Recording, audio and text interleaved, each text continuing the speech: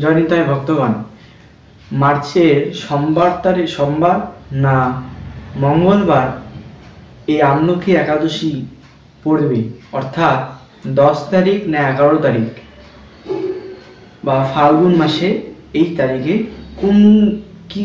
কোন বারে বা কোন তারিখে এই আমলকি একাদশী পড়বে, সঠিক সময় আপনাদের কাছে তুলে ধরব। আর ভারত আর বাংলাদেশের সঠিক সিদ্ধান্তে পালনের সময়সূচি রয়েছে, যা একাদশীর পর দিন অর্থাৎ আগামী দিন করতে হয়, মানে পরের দিন করতে হয়। যেদিন একাদশী করেন তার পরের দিন করতে হয়। ভারত ও বাংলাদেশ, বরিশাল, ঢাকা, বিভিন্ন বিশ্বে এই একাদশী আপনারা পালন করবেন, কারণ সকল ব্রতের একটি কিছু পালন রয়েছে। কারণ ব্রতের পরের দিন যা দ্বাদশী ব্রত বলা হয়, সেই ব্রতের পালন সঠিকভাবে পালন যদি না করা হয় তাহলে এই ব্রতটি বিফল হয়ে যায়। তা জানতে হলে এই চ্যানেলের সঙ্গে যুক্ত থাকা প্রয়োজন। আর কি, এই আমলকি একাদশী কি ফলদায়ক আর কোন পক্ষে পড়েছেন এই একাদশীটি কেন? কারণ একাদশী দুটি ভাগে ভাগ করা বা দুটি পক্ষে ভাগ করে, একটি হলো কৃষ্ণপক্ষ আর একটি হলো শুক্লপক্ষ। এই একাদশী আমলকি একাদশীটি কোন পক্ষে পড়েছে বা কি মাহাত্ম্য রয়েছে এই একাদশী আপনাদের এই চ্যানেলের দ্বারা আপনাদের কাছে দেখা হবে স্ক্রিনে, তা আপনারা পাঠ করবেন আর আমি বলে দেব। এই আমলকি একাদশী কি ফলদায়ক, কি সেদিনকার খাবেন বা সেবা করবেন, কি ঠাকুরকে দেওয়া যাবে, কি বর্জনীয়, কি নিষেধ, আর কি সেদিনকার করবেন না, তা আপনাদের সুন্দরভাবে একের পর এক আপনাদের কাছে তুলে ধরা হবে। তা যদি এই চ্যানেলের সঙ্গে এগুলো সিদ্ধান্ত যদি আপনাদের ভালো লাগে, তাহলে অবশ্যই চ্যানেলটিকে সাবস্ক্রাইব আর পাশে থাকা বেল আইকনটি অবশ্যই প্রেস করবেন। আর যদি এরকম আরও ভিডিও থাকে তাহলে আরও শেয়ার করবেন বন্ধু বান্ধবী যাদের রয়েছে, কারণ এই একাদশী সকল সনাতন ধর্মী বা মানব জন্মের কর্তব্য। সকল এই 24টি একাদশী মানে এই 365 দিনে 24টা একাদশী করা একান্ত প্রয়োজন। তো আসুন দেরি না করে শুরু করি। এবার আমলকি একাদশী পড়েছে 10 মার্চ অর্থাৎ সোমবার। এই সোমবারে আমলকি একাদশী। এই আমলকি একাদশীর কি মাহাত্ম্য বা কি করলে কি হবে, আর এই একাদশী কি ফল দেয়, মাহাত্ম্যে আপনাদের সুন্দরভাবে বিস্তারিত তথ্য তুলে ধরা হবে। তা আপনারা দেখে নিতে পারবেন যে সুন্দরভাবে কোন জন্মেকার কি ফল হয়। আর আমলকি সেবন করলে বা আমলকিতে জল দান করলে, আমলকি যদি স্পর্শ করেন বা আমলকি সেই দিন তা যদি পরিক্রমা করেন 4 বার, তাহলে কি ফল লাভ হয় তা আপনাদের সুন্দরভাবে বিস্তারিত তুলে ধরা হবে। এই আমলকি অর্থাৎ একাদশী বলতে শ্রী হরিবাসর বোঝানো হয়। এই শ্রী হরিবাসর কেন? সারাদিন একাদশী অর্থাৎ শ্রী গোবিন্দের দেহে থেকে উৎপন্ন হয়েছে এই একাদশী, কারণ এই একাদশী গোবিন্দের একটি স্বরূপ। কারণ এই মুন নামে একটি রাক্ষস ছিল, সেই মুন নামে রাক্ষসটিকে মারতে না পেরে গোবিন্দ সে গুহাতে ছুপিয়েছিল। সেই গুহা থেকে যখন মুর যে নামক রাক্ষসটি দেখতে পেয়েছে যে গোবিন্দকে, তখন সেই গোবিন্দ বুঝতে পারেনি এবং তার দেহ থেকে সেই একাদশী নামক সুন্দরী রূপসী মহিলাটি উৎপন্ন হয়েছে। এই আমলকি একাদশীটি ব্রত ও মাহাত্ম্যের সুন্দরভাবে যে বিস্তারিত তোলা রয়েছে, যে আমলকি ব্রত কয়বার পরিক্রমা করতে হয়, আর এই আমলকির যে জল যদি কেউ দান করে বা তার কি ফল লাভ। এই আমলকি ব্রতের পালন ও ভারত ও বাংলাদেশের কি পালন রয়েছে। ভারতে সূর্যোদয় থেকে শুরু করে 9টা 31 মিনিটে পালন হবে, আর বাংলাদেশে সূর্যোদয় থেকে শুরু করে 10টা 3 মিনিটে আপনাদের পালন করা হবে। এই ছিল ভারত ও বাংলাদেশের সঠিক পালনসূচি, অর্থাৎ দ্বাদশীর পালন, মানে সোমবারের পরদিন মঙ্গলবার, এই মঙ্গলবারে একাদশীর পালন রয়েছে। আর যত সম্ভব দ্বাদশী ব্রত পালন করা মানুষদের সনাতন ধর্মী কর্তব্য, কারণ একাদশী যদি ব্রত করেন তাহলে অবশ্যই দ্বাদশী ব্রত করা প্রয়োজন। দ্বাদশী একটি বলতে গেলে ব্রত হয়, কারণ একাদশী থেকে দ্বাদশী কিন্তু অনেক পুণ্যদায়ক হয়। সোমবারের আগে অর্থাৎ রবিবার আপনাদের অভিষি অন্ন খেতে হবে, অর্থাৎ আতপ চালের অন্ন, কিছু শাক শুক্তা অভিষি দিয়ে আপনাদের রন্ধন করে সেবা করতে হবে, কারণ সেদিনকার সিদ্ধ চাল খেতে নেই, এই হরিভক্তি বা পদ্মপুরাণে রয়েছে। আর যে ব্যক্তি পদ্ম বলে আরেকটি বিস্তারিত রয়েছে, যে ব্যক্তি একাদশী করে না তার শিব ঠাকুরের জল দেওয়া, শিব ঠাকুর এই জলটি গ্রহণ করে না। তাই একাদশী মানব ধর্মের অত্যন্ত কর্তব্য সনাতন ধর্মে। একাদশীর মাহাত্ম্যে আমলকি কোথা থেকে উৎপন্ন হয়েছে? শ্রীকৃষ্ণের বা শ্রী গোবিন্দের মুখ নিঃসৃত একটি জল পড়েছে মাটিতে, এই মাটি থেকে এই আমলকি গাছটি উৎপন্ন হয়েছে। আর সেদিনরা কি কি করবেন? এই আমলকি যদি আপনাদের গৃহে বা আপনাদের পাশে যদি আমলকি গাছ থাকে তাহলে কি করবেন? সেদিনকার 4 বার পরিক্রমা করবেন, সেদিনকার ফুল ও তুলসী দিয়ে আপনারা অর্চন করবেন আমলকি গাছটি। সেদিনকে যত যদি পারেন তাহলে মালা পরিয়ে দিবেন অভ্র চন্দন দিয়ে, আর সেদিনকার বৃক্ষটি নমস্কার করবেন, প্রণাম করবেন আর হাতে ধরবেন, কারণ আমলকি সেদিন যদি হাতে ধরেন বা দেহ যদি গায়ে লাগে তাহলে কি হবে? দেহের মোক্ষ প্রাপ্তি হবে। সেই দিন আমলকি একাদশীর দিন। এইটি হলো আমলকির একাদশীর মাহাত্ম্য। বলতে গেলে আমলকি কিভাবে আপনার উৎপন্ন হলো আর কি কি কাজ করতে হবে। আর সেদিনকার আমলকি ফলটি যে রয়েছে সেটি ভগবানকে নিবেদন করবেন, আর সেই প্রসাদটি আপনারা গ্রহণ করবেন। সকলেরই কর্তব্য সেদিন আমলকি সেবা করা। আর একটি প্রশ্ন রয়েছে, যদি আপনাদের যদি সেদিনকার কোনো বা সকল একাদশীর দিন যদি আপনাদের রক্ত যদি ক্ষরণ হয় তাহলে কি একাদশীটি ব্রত ভঙ্গ হবে বা একাদশী কি পূর্ণ লাভ হবে না? এই সকল ব্রত কি নিষ্ফল হবে? এই সব তথ্য আপনার কাছে সংক্ষিপ্তভাবে তুলে ধরব। তো সকল ভিডিও দ্বারা আমি বলি যে সেদিনকার কোনো ব্রতই হোক বা না হোক, কিন্তু সেদিনকার রক্ত ক্ষরণ না হয়। কোন সকল ব্রতই কিন্তু সমান, তার থেকে উপরে কিন্তু একাদশী ব্রত, তাই রক্তক্ষরণ না হওয়া প্রয়োজন। তো রক্ত যদি আপনাদের যদি পাত হয় তাহলে কি হবে? সেই ব্রতটি নিষ্ফল হবে আর শ্রী গোবিন্দের আঘাত লাগবে, কারণ সেই ব্রতটি আপনার শ্রী গোবিন্দের জন্য করছি, আর এই ব্রতটি সেই নিবেদন করেছি শ্রী গোবিন্দের চরণে। তাই সেদিনকার যদি আপনাদের দেহে থেকে যদি রক্তক্ষরণ হয় তাহলে গোবিন্দের দেহে কষ্ট হয়। এই তথ্যটি আপনাদের গ্রন্থে বা শাস্ত্রে দেওয়া হয়েছে, তাই আমি আপনাদের বলি যে সেদিনকার রক্তপাত না ক্ষরণ করা। তার জন্য আপনারা যত পারবেন সাবধান থাকবেন। আর সেদিনকার কি কি প্রয়োজন করার?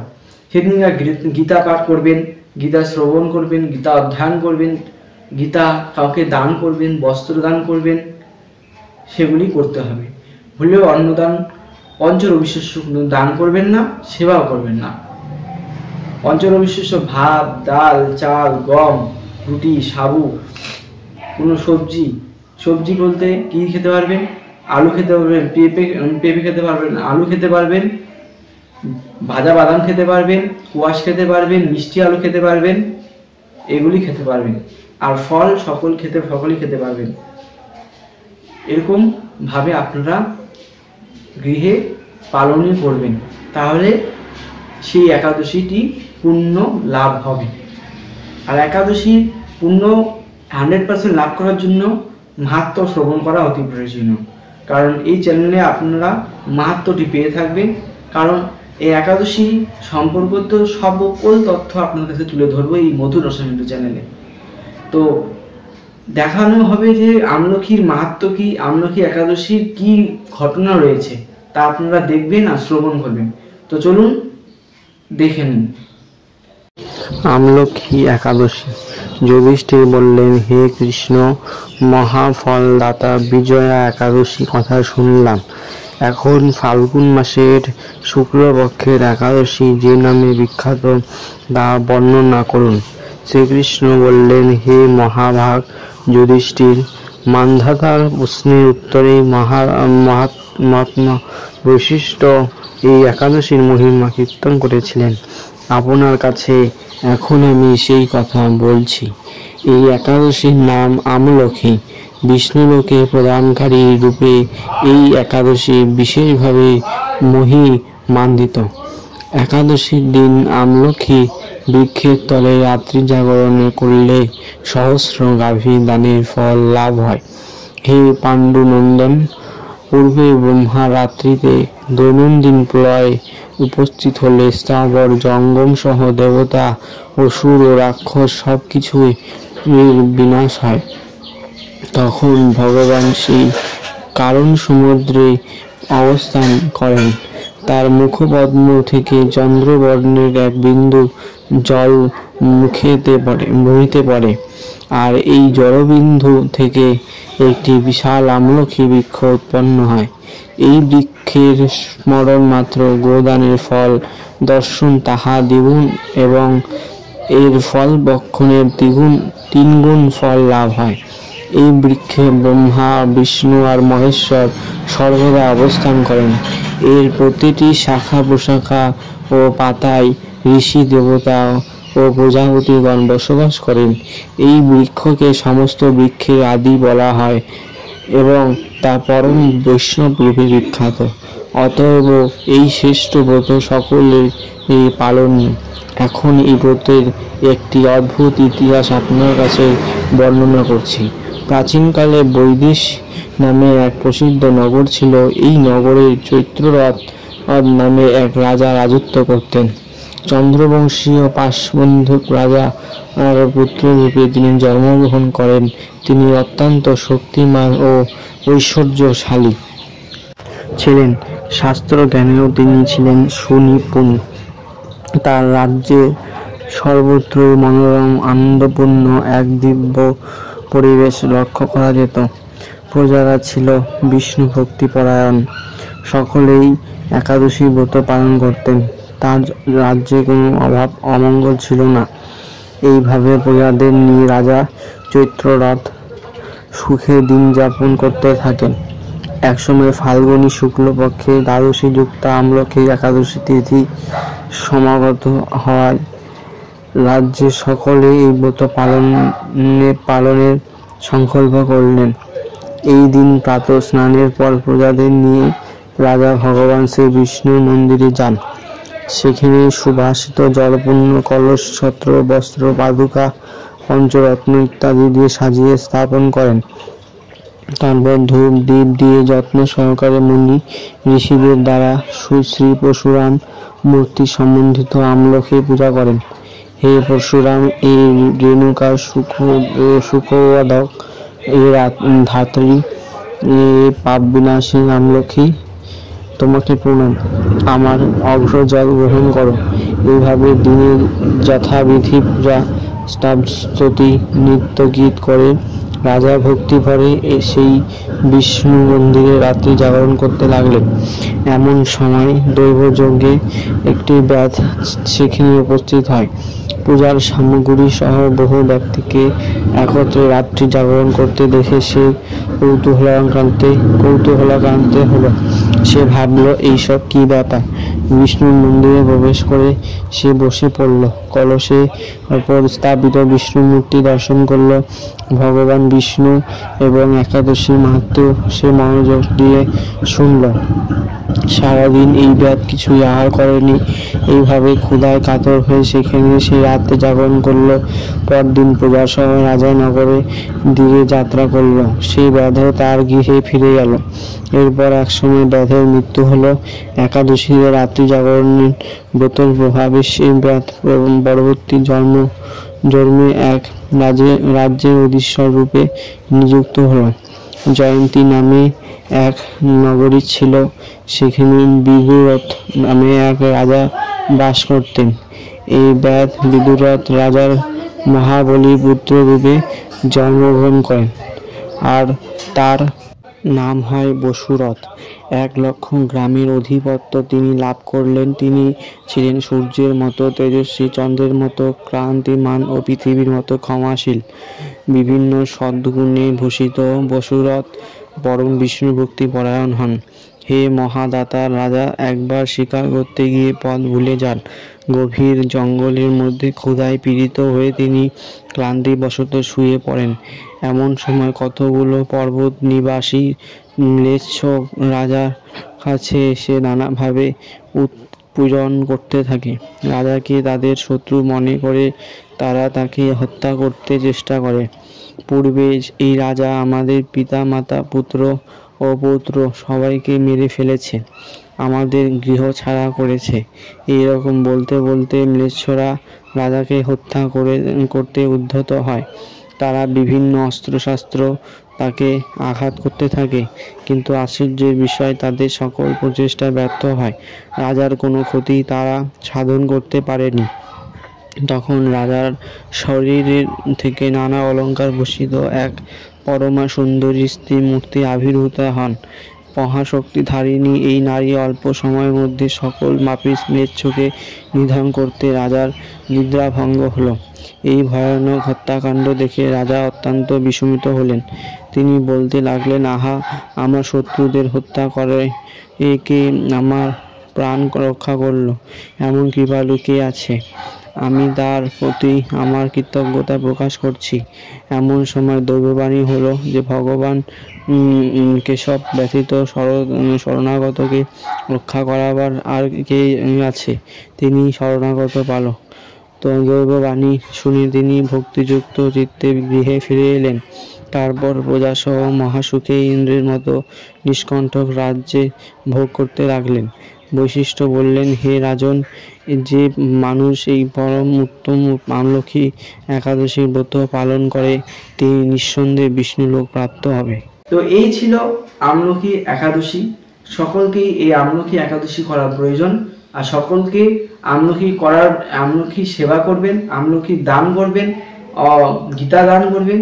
যদি আপনারা এই একাদশীর দিন এইগুলি সব দান যদি করেন তাহলে অতি কোটি কোটি গোদানের লাভ হবে, আর শ্রী গোবিন্দ প্রসন্ন হয়। আবার অন্য ভিডিওতে বিভিন্ন তথ্য তুলে ধরার জন্য এই চ্যানেলের সঙ্গে যুক্ত থাকবেন। আর বিভিন্ন শাস্ত্র অনুযায়ী শাস্ত্রের মন্ত্র কিভাবে পাবেন, কিভাবে করবেন তা আপনাদের কাছে তুলে ধরার চেষ্টা করব। আর পারণের মন্ত্র কি হবে? অজ্ঞানং তিমিরং বোতেনং কেশবন প্রসিদ্ধ সম্মুখীনাথ জ্ঞানদৃষ্টি প্রদভব। এই পারণের মন্ত্র বলে আপনারা পারণটি সমর্পণ করবেন। যদি আপনাদের জগন্নাথের সেই মহাপ্রসাদটি, শুকনো প্রসাদটি যদি গৃহে থাকে তাহলে অতি উত্তম, না হলে চিড়ে প্রসাদ নিবেদন করে ভগবানকে তাহলে ওইটি সেবা করে পারণটি সমর্পণ করতে পারবেন। তো এখানে আমার ভিডিও, আবার পরের ভিডিওতে এই সকল তথ্যে আপনাদের তুলে ধরবো। জয় নিতাই, জয় শ্রী রাধেশ্যাম।